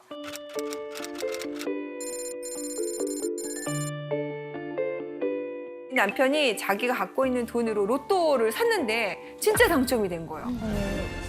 무려 20억 원. 무려 20억 원. 근데 이 부부는 남편이 전문직이지만 실제로 두 사람의 재산은 별로 없어요. 근데 이제 부인이 남편이 이제 20억 원 되니까 와, 나도 한번 좀 명품 시계도 사보고 싶고, 그죠? 20억이나 됐는데 여보 이렇게 좋은 일이 생겼는데 나 이런 거 하나 사주면 안 돼 했는데 남편이 안 되라고 거절을 한 거죠. 이건 내 돈이야. 내가 해서 산 거야. 그리고 그 돈을 전부 다 주식을 사버리고 그 이후에 일절 부인한테는 얘기도 안 하는 거예요. 알려고 하지 말아라. 그러다 보니까 이제 이게 갈등이 되고 해서 이혼 소송에 이르게 됐습니다. 그래서 쟁점이 된 게 이 로또 당첨금이 그리고 로또 당첨금으로 산 주식이 재산분할 대상이 되느냐였는데 어떤 판례가 나왔냐면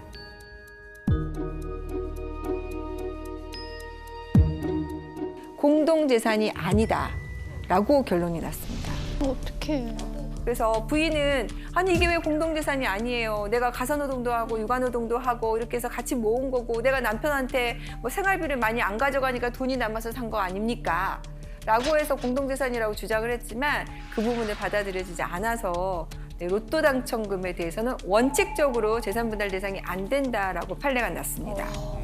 아내 입장에선 너무 억울할 것 그죠. 같아요. 네. 어떻게 보면은 그 로또 당첨금이 수십억 원이 되면서 남편은 사실 본인이 하고 싶은 것들을 다 하고 다니는데 이 배우자는 아무것도 할 수가 없고 더군다나 재산분할까지 안 된다고 하니까 네, 안타까울 수밖에 없는데 최근에 되게 이슈가 됐던 핫한 드라마에서도 비슷한 상황이 나왔잖아요. 네. 그러니까 뭔가 당첨이 되자마자 이혼을 바로 하려고 했던 남편인데 전혀 받을 방법이 없어요. 그러면 그런 경우. 그래서 이럴 경우는 로또 당첨했을 때 그 번호 적잖아요. 네네. 그런데 내가 그 번호를 남편한테 알려줬어. 같이 의논을 했어. 사러 가는데 내가 심부름을 갔다 왔어. 로또를 산 그 돈은 내 주머니에서 같이 나간 돈이고 뭐 이런 부분들을 상대방이 인정하는 내용이 있다면 그때는 예외적으로 재산분할을 받을 수 있을 것 같습니다. 네. 재산분할도 재판 사항 중에 하나여서 입증하는 게 굉장히 중요해서 증거가 없으면 그걸 입증하기 어려우니까요. 혹시 당첨되신 분들 중에서 그런 거 기여하신 분이 있으면 반드시 상대방이 인정하는 거 문자나 뭐 녹음으로 남겨주시면 좋을 것 같습니다. 네. 머리 아프다. 네. 안 해야지. 제가 어렸을 때요 옥상에서 이렇게 바라봤어요. 바라봤더니 저 그 앞 동네에 해가 커다랗게 이렇게 지는 장면을 본 적이 있어요. 제 머릿속으로 간단하게 생각한 게 뭐냐면 저 동네 뒤에 가면 해가 있겠다. 저걸 좀 한번 만져봐야 되겠다. 생각을 해서 그 길로 이렇게 길을 떠난 적이 있습니다. 그게 7살 때인데 다르게 말하면 가출이죠.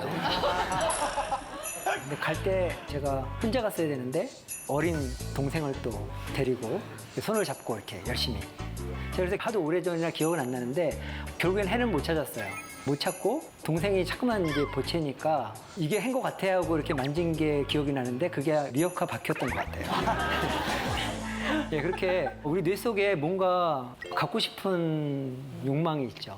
그래서 저도 요즘 TV를 잘 안 보는 이유 중에 하나가 TV 홈쇼핑을 보다 보면 정말 갖고 싶은 아이템이 나와요. 저런 걸 주문하면 안 되겠지 생각을 하는데 프레젠테이션을 너무 잘하시고 그 시계가 자꾸만 가고 있고 이게 마지막 기회라고 하고 그래서 이제 전화를 걸어서 주문을 하게 되죠. 그래서 제가 주로 사게 되는 아이템이 립스틱이라든지 립스틱이요? 네, 제 아내가 사용하는 그런 아이템을 이렇게 구입을 하고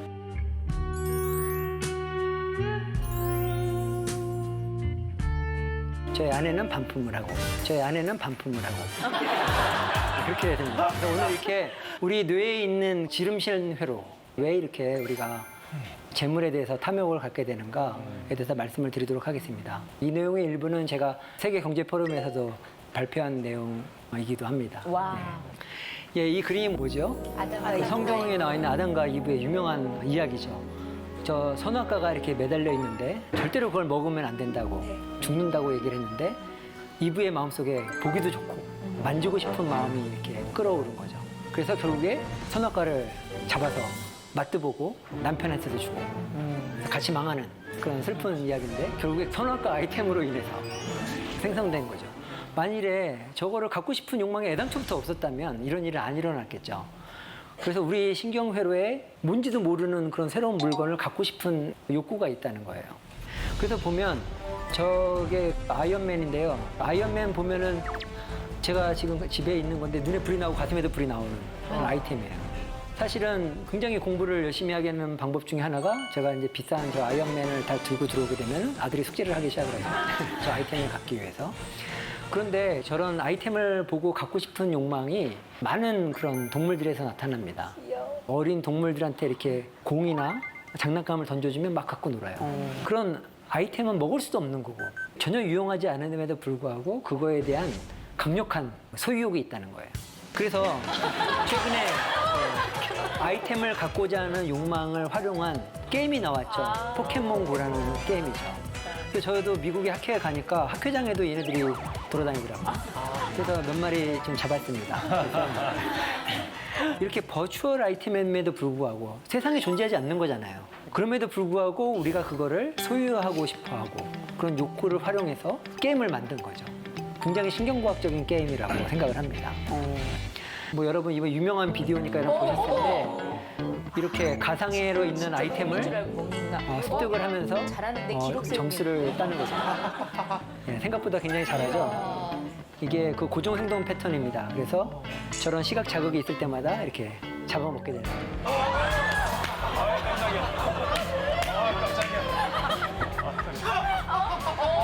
버추얼 아이템이 없어지고 리얼 아이템이 나타나니까 얘가 또 반응을 하게 되고 쉽게 말하면 뭐예요? 이 전 시간에 봤을 때 이게 패턴 뭐가 안 되는 거죠? 그렇죠. 패턴 분리.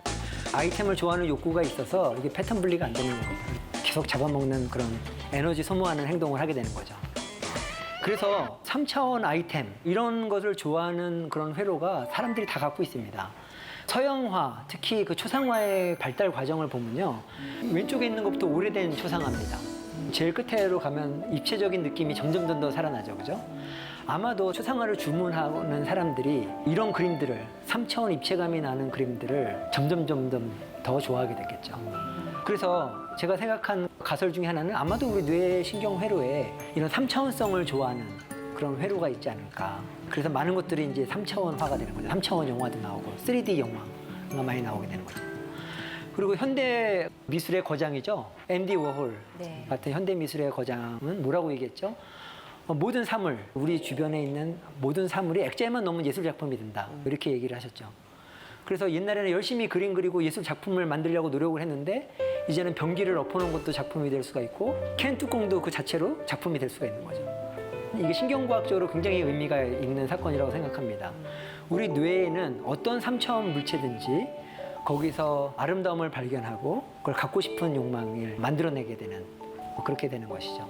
그래서 똑같은 그림이라도 2차원 그림인데요. 이걸 갖다가 이렇게 뒤집으면 3차원 그림을 봤을 때 뭔가 우리가 새로운 느낌을 갖게 되죠. 그거는 뭐냐면 우리 뇌에 뭔가 3차원 자극을 볼 때마다 갖고 싶은 감정 그런 것들을 갖게 되는 그런 실험이 되겠습니다. 그러면 왜 우리를 포함한 사람을 포함한 동물들이 이런 3차원 아이템에 관심을 갖게 될까요? 첫 번째 이유는 아마도 이런 걸 것 같아요. 많은 먹을 것들이 3차원이에요. 여러분 2차원 라면 드셔본 적 있어요? 라면 다 3차원이죠, 그죠? 네. 사과도 그렇고 모든 먹을 것들이 3차원입니다. 그래서 3차원 물체들을 많이 이렇게 관심을 갖고 만져보다 보면 그 중에 먹을 것들을 발견할 확률이 높아지겠죠. 네, 그래서 먹이 활동을 할 때 굉장히 중요한 기능을 하게 됩니다. 그래서 많은 동물들이 3차원 물체 중에서 먹을 수 있는 물체를 봤을 때 특히 많이 이렇게 가져오려고 그러죠. 이걸 두 글자를 뭐라 그래요? 욕심. 근데 보면은 이게 자기가 먹을 만큼만 가져오는 거가 아니라 먹을 거보다 더 많이 가져오게 되죠. 근데 이게 사람뿐만 아니라 많은 동물에서 나타나는데 욕심이라고 나쁘게만 볼 게 아닙니다. 왜냐하면 자연계에는 먹을 게 항상 흔하지 않아요. 근데 있을 때 많이 먹어야 돼요. 그래서 지방으로 축적해내야 되고. 그래서 아까 비만 문제도 이렇게 생기시고 하는 건데 뱃살. 우리가 이 욕심물은 어디서부터 오느냐? 이런 아이템을 굉장히 많이 소유하고 싶은 마음이 강한 그런 느낌이 사실 우리 생존에 도움이 될 수 있다는 거예요. 예를 들면 먹을 게 많은데 먹을 것만 먹고 배부르면 가만 놔뒀다고 생각해 보십시오. 나중에 먹을 게 이제 사라졌을 때 굶어 죽을 확률이 높아지겠죠. 그래서 이런 아이템에 대한 욕심이 생존에 되게 중요하다. 그리고 제가 실험을 해봤어요. 이게 쥐의 위입니다. 그래서 이쪽 쥐는 지금 배고픈 쥐고요. 저쪽 쥐는 배부른 쥐예요. 근데 이쪽 쥐는 이미 배가 불렀음에도 불구하고 동글동글한 요 아이템을 계속 모으고 있죠. 그래서 이게 식탐이라고 얘기할 수도 있고 욕심이라고 얘기할 수도 있죠. 이렇게 동물들은 배가 불러도 될 수 있으면 많이 배에 채우고 또 나머지도 이렇게 모아서 이렇게 저장해놓고 쌓아놓는 이제 그런 본능이 있습니다. 그리고 두 번째 이유로 이런 아이템 선호도는 어디서 오느냐? 이게 남녀 간의 문제로도 이게 비화가 되는데요. 암컷들이 좋아해요. 예를 들면 저 유기니에 있는 이 새 같은 경우에는 바오버드라는 새인데요. 쓰레기를 모으는 걸 좋아해요. 쓰레기를요? 네, 쓰레기, 아이템. 무슨 아이템이든지 관계없이 이렇게 둥지 주위에다가 아이템을 모아놓으면 암컷이 이렇게 찾아옵니다. 그 암컷이 이런 쓰레기가 많은 환경을 좋아해요. 왜 그런지 모르겠는데. 무섭네. 그래서 이게 지금 물건을 물어오는 바우어버드입니다. 그래서 사람들이 이렇게 플라스틱은 전혀 필요가 없는 거잖아요. 이걸 뿌려놔도 이게 다 모은 거예요. 이 수컷새가 애들이. 예, 그리고 이제 돈을 먹을 수 없는 건데도 불구하고 이렇게 돈을 모아다 주면 또 암컷이 좋아하고. 아는 거 아니야? 그래서 5만 가지 사람이 만든 쓰레기도 모아놓으면 또 암컷이 좋아해서 이렇게 하는 그랬던 거죠. 그래서 암컷이 좋아하기 때문에 계속 이런 아이템을 모으게 될 거고 그게 또 번식에 성공을 해서 계속 그 유전자가 전달이 되겠죠. 그래서 수컷들 같은 경우에는 3차원 아이템을 이렇게 몸에 지니고 암컷을 유혹하는 그런 공작새와 같은 수컷들이 있죠. 이게 생존에는 거의 도움이 안 돼요. 실제로 수컷 공작새가 이게 날개 피다가 많이 잡아먹힌다 그래요. 눈에 잘 띄어가지고. 그럼에도 불구하고 잡아먹히는 것보다는 여성한테 선택을 받아서 유전자를 전달하는 게 더 중요한 문제겠죠. 그래서 우리가 저런 화려한 공작새를 이제 볼 수가 있겠죠. 네, 다음. 네. 근데 그것뿐만 아니라 이 새는 머리에 이렇게 보면은 3차원 물체를 달고 이제 춤을 추죠. 우와! 그래서 온몸이 아이템이에요. 이야! 그러니까 많은 수컷들이 이렇게 춤을 추는 행동을 보이는데요. 이거는 자기 몸의 3차원성을 활용을 해서 암컷을 조명이 나오는 유혹하는. 거예요? 너무 귀엽다. 물 머리에 들고 돌리는 거예요.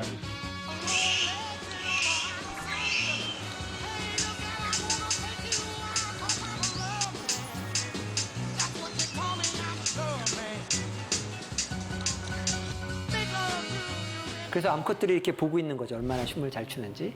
예, 그래서 이 버드 오브 파라다이스라는 그런 새인데요. 이 새가 춤을 추게 되면 춤을 잘 추는 그런 새들이 암컷에서 선택을 받게 됩니다. 그리고 이거는 사실은 세상에 존재하지 않는 새인데요. 저 위에 달린 흰 깃털은 과학자들이 이게 본드로 붙여준 거예요. 근데 희한한 것 중에 하나는 암컷이 저거 없는 새보다 저거 다른 수컷을 좋아해요. 그래요? 저는 참 불만인 게 저거는 자연계에 존재하지 않는 그야말로 외계에선 수컷이잖아요. 근데 저는 수컷을 좋아해요. 이런 반신반의하시는 것 같은데요. 정말 여성분들 나는 안 그래 이렇게 생각을 하실 것 같아서 제가 한번 예를 보여드릴게요. 예. 장동건 씨인데 이 머리에 아이템을 잘 비교를 해보시면 이거 너무했다. 그 외모는 떨어지지 않는데 머리 앞에 아이템이 있고 없고에 따라서 여러분 선호도가 팍 갈리시죠, 그죠? 굉장히 고소영 씨가 중요한 깜짝 포인트 중에 하나입니다. 왜 이렇게 소유욕을 갖게 되는가? 또 한 가지는 경험입니다. 제가 어렸을 때 저희 아버님이 해외에 일을 하러 가셨어요. 제 기억으로는 사우디아라비아였던 것 같아요. 그래서 거기서 모래바람 부는데 열심히 일을 하시고 저도 아버지를 보고 싶은 마음에 아빠가 빨리 돌아왔으면 좋겠다 그런 소망을 갖고 있는데 아빠가 돌아오진 않으셨지만 저 시계가 저한테 선물로 주어진 거죠. 그래도 그 당시에 저 전자시계는 정말 대박 아이템이었던 거죠. 그래서 이 시계를 차고 있었을 때 제가 얼마나 자랑스럽겠어요. 이 시계는 멀리 있는 우리 아버지가 그럼 다른 친구들은 부럽게 보고 이렇게 차고 다녔어요. 그리고 이제 저희 이제 아버님도 돌아오시고 여전히 저 시계는 저의 자랑이었죠. 그런데 어느 날 저희 아버님이 제 시계를 잠깐 풀으라고 그러시는 거예요. 그래서 풀러드렸더니 저희 아버님이 그 시계를 누구인지 모르겠는데 좀 가난한 친구분이셨거나 아니면 가난한 분한테 드린 거예요. 비용으로 사용하시라고. 그러는 바람에 제가 마음이 어떻겠어요? 시계가 없어졌잖아요. 슬퍼요. 완전 트라우마죠. 그다음부터 제가 시계를 한 번도 찬 적이 없어요. 아, 진짜. 그 아이템에. 시계라는 게 만약에 그냥 찾다가 뭐 잊어버렸으면 몰랐을 텐데 그 시계에 담긴 많은 의미들이 있잖아요. 제가 패턴을 완성을 해서 그동안 아버지 없어도 내가 씩씩하게 지킬 수 있는 이유는 저는 아버님이 많은 좋은 선물을 사다 주실 거라는 기대감에 있었고 그게 내 선물이고 보상인데 그게 없어진 거죠. 그래서 이렇게 어떤 아이템이 원래는 의미가 없었는데 우리 경험적으로 새로운 의미를 갖게 되는 경우가 많이 있습니다. 예, 그래서 이거는 카푸친 몽키로 표현한 건데요. 이렇게 돌을 주면은 음식을 줍니다. 근데 처음에 오이를 줬어요. 맛있게 먹었어요. 뭐 사료보다 맛있죠. 근데 옆에 친구한테는 돌을 주면은 더 맛있는 포도를 줍니다. 그러면 이 돌의 가치는 이미 달라진 거예요. 이 원숭이가 아 그렇구나. 이 돌의 가치는 오이가 아니라 포도였어. 근데 또 오이를 줍니다. 그러면 어떻게 되겠어요? 기분이 나쁘죠. 그래서 화가 나게 되는 거죠. 그래서 원래는 없었던 그런 가치가 생성됨으로써 이 뇌에서 그 오브젝트에 대한 이 3차원 아이템이 이제 고민하는 겁니다. 아, 이번엔 되겠지 하고 믿어봤죠. 근데 또 오히려 줘서 이제는 망연자실하고 드디어 이제 분노를 폭발하게 되는. 그리고 얘는 또 계속 포도를 주고. 그래서 이렇게 3차원 물체로 끝나는 것이 아니라 그 인간 사회에서는 경제 활동을 통해서 또한 그 사람의 경험을 통해서 아이템의 가치가 바뀌게 됩니다. 제가 이거를 얘기를 하니까 어떤 분은 그래요. 에이, 3차원 가서는 잘못된 것 같아. 왜 그래요? 그랬더니 돈은 2차원인데 사람들 좋아하잖아? 돈을 뿌리면 다 가지려고 하잖아? 그래서 제가 대답을 했어요. 그 돈을 가지고 3차원 물건을 살 수 있잖아. 냉장고도 사고 그렇지 않느냐 이렇게 된 거죠. 이렇게 의미의 전환이죠. 그래서 우리 뇌에 정말 이런 물건들을 소유하고자 하는 신경회로가 있다는 또 강력한 증거 중에 하나인데요. 이분들은 다른 분들하고 달리 수집증이라는 그런 환자분들이에요. 뭐냐면 물건을 이렇게 모으긴 하는데 버리질 못하시는 분들이에요. 그래서 계속 물건을 집안에 모으고 하다가 결국에는 건강이라든지 생존에 굉장히 위험한 상황에 이렇게 처하게 돼서 나중에는 구조를 해야 되는 그런 위치에 처하게 되는데요. 이것이 뇌의 신경회로의 어느 부분이 좀 잘못됐겠죠. 그리고 그 부분이 아마도 물건에 대한 소유욕을 굉장히 강화시키는 그런 역할을 했겠죠. 그래서 신경과학적인 입장에서는 누구나 다 정도의 차이는 있지만 이런 증상을 보일 수 있다. 그렇게 말씀을 드릴 수가 있겠습니다. 네, 제 오피스입니다. 제가 아이템에 대한 이렇게 트라우마가 있어서 그런지 모르겠는데 이상하게 이렇게 뭘 쌓아놓으면 버리고 싶지가 않아요. 저만 그런 게 아니라 저희 아내도 그래서 집안도 그렇습니다. 그래서 주로 저는 이제 오피스에서 일을 안 하고 밖에 나와서 일을 하죠. 우리 머릿속에 아이템을 갖다가 버리지 않고 이렇게 이제 모아두려는 그런 본능이 있다는 것을 보여줍니다. 저는 설치류를 연구를 하는데요. 이 쥐들도 이렇게 3차원 물체, 그 다음에 2차원 물체를 여러 가지 색깔로 줘보면 2차원 물체에 대해서는 쥐가 별로 반응을 잘 안 해요. 3차원 물체를 굉장히 좋아하고 가져와서 이렇게 갖고 놉니다. 그런 것들을 증명할 수가 있고요. 그렇다면 우리가 비교해 볼 수가 있죠, 뇌를. 한 쥐는 3차원 장난감을 마구 갖고 놀게 하고 한 쥐는 갖고 놀지 않게 하고 어느 뇌 부위가 활성화되는지를 알 수가 있겠죠. 그래서 최근에는 이 이미징 기술이 발전해서 이렇게 신경회로를 이렇게 투명하게 다 볼 수 있는 방법이 생겼습니다. 그래서 이 두 뇌를 잘 비교를 해보면 어느 부위가 차이가 나는구나 하는 걸 알 수가 있어요. 그리고 그 부위를 또 자극해서 우리가 소유욕을 또 조절할 수도 있겠죠. 이런 소유욕 회로가 제가 연구하는 중요한 주제 중에 하나인데요. 소유욕 회로가 발견이 되고 우리가 왜 탐욕이나 재물에 대한 소유욕을 만들어내게 되는지를 이해하게 된다 그러면 굉장히 큰 일이 일어나지 않겠어요? 네. 물론 긍정적인 효과도 있을 것 같아요. 제가 홈쇼핑에서 마구 주문을 안 하겠죠. 아, 내가 이거 하는 거는 뇌의 장난이야. 내가 속지 말아야지 이렇게 생각을 하겠죠.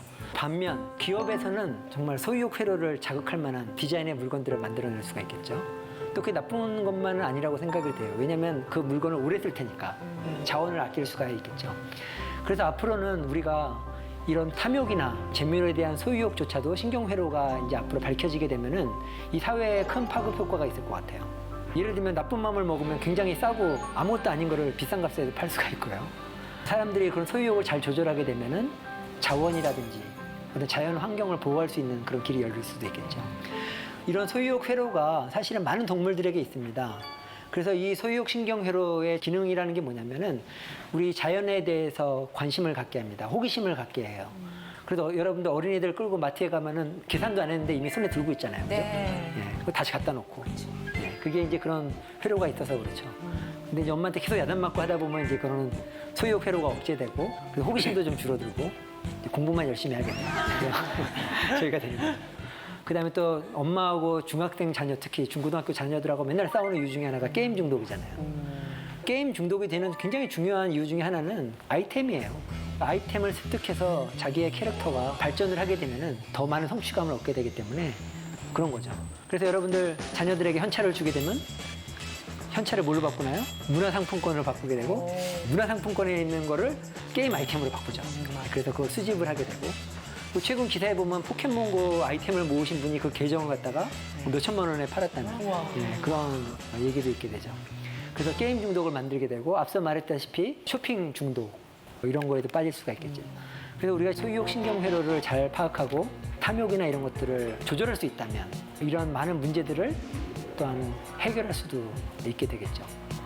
그러면 우리가 어떻게 탐욕을 조절할 것이냐? 참 어렵잖아요. 성욕이라든지 탐욕이라든지 뇌의 본능에 대해서 얘기를 하게 되면 제가 원하지 않는 그런 방향으로 청중이나 학생들이 결론을 내리게 되는 경우가 많아요. 이거는 사실은 기나긴 역사를 통해서 우리가 종족을 보존하기 위한 회로인 것이지 우리가 그런 뇌의 기능을 반드시 우리 인생에서 목표로 삼고 따라야 될 필요는 없는 거죠. 그래서 지금은 절판됐다고 하네요. 어렵게 구한 책인데요. 나방과 벌 이야기라고 제가 대학생 때 학부 때 재밌게 읽었던 동화입니다. 전 동화책을 되게 좋아했어요. 대학생 때까지. 오히려 초등학교 때는 철학책을 좋아하고요. 네, 대학생 때는 동화책을 좋아했어요. 그중에 이 나방과 별이라는 동화는 뭐냐면 나방의 본성에 대한 그런 책이에요. 나방 가족이 있었어요. 이 나방이들의 본성은 뭐예요? 불을 찾아서 따라다니는 거예요. 네. 그래갖고 아빠 나방이도 맨날 불을 찾아서 다니다가 네온사인 이런 데 들이받고 뒤어가지고 집에 들어오고 막 이렇게 부상을 입고 들어오는 거예요. 그리고 큰형님도 어디 모닥불에 가서 하다가 이제 털을 홀랑 태워 먹고 들어오고 그리고 이제 모여서 나 오늘 끝내줬다고 아주 뜨거운 불빛에서 내가 태우고 몸을 부상 입고 왔다고 막 서로 자랑하고 있는데 막내 나방이는 유독 그런 행동을 안 하는 거예요. 그래갖고 맨날 부모 나방이가 그런 거야. 나방의 목적은 불을 찾아서 날아다니는 거야. 맨날 앉아서 뭐하니 도대체. 저 누나 봐. 누나 이번에 디스코텍 가가지고 불에 들어가지고 여기 눈도 안 보이잖아 지금. 얼마나 멋있어. 딱 이렇게 되는 거예요. 부상을 입어서. 그리고 시간이 지나면 지날수록 이제 엄마 나방이 돌아가시고 아빠 나방이 돌아가시고 다 돌아가셨어요. 그런데 이 막내 나방이만 나무에 앉아서 끝까지 살아 있었던 거죠. 근데 그 동화책에서 보면 이 나방이는 별빛을 바라봤던 거예요. 뭐냐면 별빛 아이템을 바라본 거죠. 우리가 그런 아이템에 대한 소유욕이 있다 할지라도 어떤 아이템을 우리가 소유하고자 하는지는 우리가 결정할 수가 있는 거거든요. 그래서 원초적인 그런 아이템, 원초적인 그런 본능에만 매몰되는 것이 아니라 이렇게 나방이가 바라봤던 별 아이템 이런 것들이 있는 게 좋지 않을까 생각이 듭니다. 그래서 여러분들은 어떤 아이템을 좋아하세요? 자기가 혹시 좋아하는 아이템 중에 나는 이거를 좀 고쳤으면 생각하겠다고 하시는 분은 좀 아이템을 이렇게 패턴 완성을 통해서 좀 더 여러분이 갖고 싶은 그런 꿈과 비전의 아이템으로 바꾸셨으면 좋겠어요.